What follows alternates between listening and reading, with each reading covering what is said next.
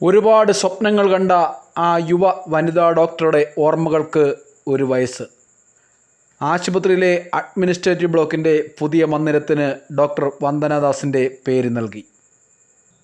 ഈ കാണുന്ന ഇടനാഴിയിലാണ് ഒരു വർഷം മുമ്പ് ഡോക്ടർ വന്ദനാദാസ് പിടഞ്ഞു വീണ് മരിക്കുന്നത്.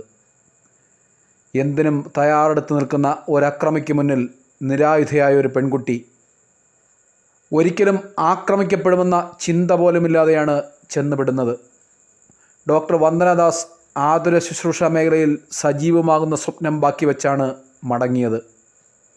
നിറഞ്ഞാടി അക്രമം നടത്തുന്ന പ്രതിക്ക് മുന്നിലൂടെ പെൺകുട്ടിയായതുകൊണ്ടൊരു പക്ഷേ സന്ദീപ് തന്നെ ആക്രമിക്കില്ലെന്നും പുറത്തേക്കിറങ്ങി രക്ഷപ്പെടാമെന്നും വന്ദനാദാസ് വിചാരിച്ചു കാണും. എന്നാൽ എല്ലാ പ്രതീക്ഷകളെയും ഇല്ലാതാക്കിക്കൊണ്ട് ആ പുലർച്ചെ 4:30 മണിക്ക് അത് അവസാനിച്ചു. ജീവൻ സംരക്ഷിക്കാൻ ചുമതലപ്പെട്ട ഒരു SI ഉൾപ്പെടെ 3 പോലീസുകാരും ആശുപത്രിയിലെ സുരക്ഷാ ജീവനക്കാരും നോക്കി നിൽക്കുകയാണ് വന്ദനാദാസിന് അക്രമിക്ക് മുന്നിൽപ്പെട്ട് ജീവിതം ഹോമിക്കേണ്ടി വന്നത്. ഒരു വർഷം തികയുന്ന മെയ് 10-ാം തീയതി ആശുപത്രി ജീവനക്കാർ ചേർന്ന് ഓർമ്മ പരിപാടികൾ സംഘടിപ്പിച്ചിട്ടുണ്ട്. ഇവിടെ സ്റ്റാഫ് കൗൺസിലിൻ്റെ നഗരസഭയുടെ കൂടെ ആഭിമുഖ്യത്തിലാണ് ഈ പരിപാടി നടത്താൻ തീരുമാനിച്ചിരിക്കുന്നത്.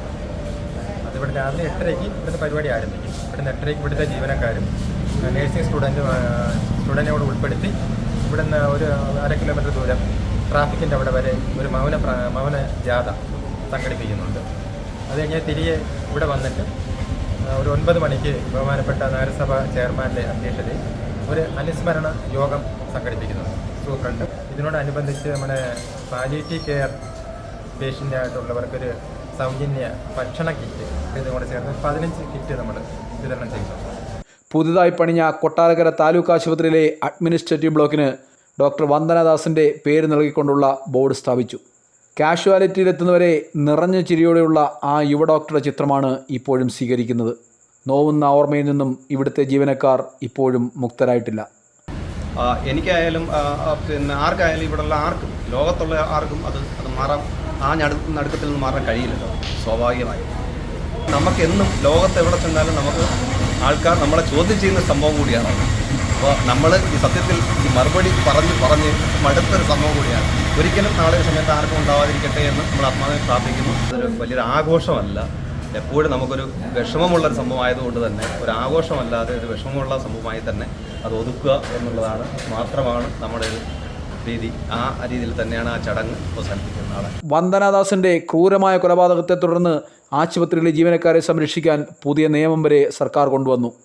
തങ്ങളുടെ സ്വപ്നമായിരുന്ന മകളുടെ കൊലപാതകത്തെ പറ്റിയുള്ള ഉന്നതാന്വേഷണത്തിന് മാതാപിതാക്കൾ ഇപ്പോഴും കോടതികൾ കയറിയിറങ്ങിക്കൊണ്ടിരിക്കുകയാണ്. സന്ദീപ് മാത്രമല്ല തങ്ങളുടെ മകളുടെ മരണത്തിന് കാരണമെന്ന് തന്നെയാണ് ഇവർ ഇപ്പോഴും വിശ്വസിക്കുന്നത്. ഇതിനിടെ കേസിൻ്റെ വിചാരണ കൊല്ലത്തെ സെഷൻസ് കോടതിയിൽ നടന്നു വരികയാണ്. സന്ദീപിൻ്റെ ജാമ്യാപേക്ഷയുമായി ബന്ധപ്പെട്ട് ഇതിനിടെ പുറത്തുവരുന്ന വാർത്തകൾ പൊതുസമൂഹത്തെ ഉൾപ്പെടെ വേദനിപ്പിക്കുന്നത് തന്നെയാണ്. ഉറപ്പായിട്ടും ആളൂർ എന്ന് പറഞ്ഞാൽ പിന്നെ മിടുക്കാനായിട്ടുള്ള വക്കീലിനെ കൊണ്ട് തന്നെ എല്ലാ കാര്യങ്ങളും ചെയ്യുന്നുണ്ട് ഇതൊക്കെ. അപ്പോൾ അന്ന് വന്നുള്ള സന്ദീപിനല്ല നമ്മൾ ഇന്ന് ഈ നമ്മൾ ഫോട്ടോസിലെല്ലാം കണ്ടിട്ടുണ്ട്. സോ അതുകൊണ്ട് നമ്മളെ ഈ ഹോസ്പിറ്റലിൽ നടന്നൊരു സംഭവം ആയതുകൊണ്ട് തന്നെ നമുക്കൊരിക്കലും മറക്കാൻ പറ്റുന്നൊരു സംഭവമാണ്. പക്ഷേ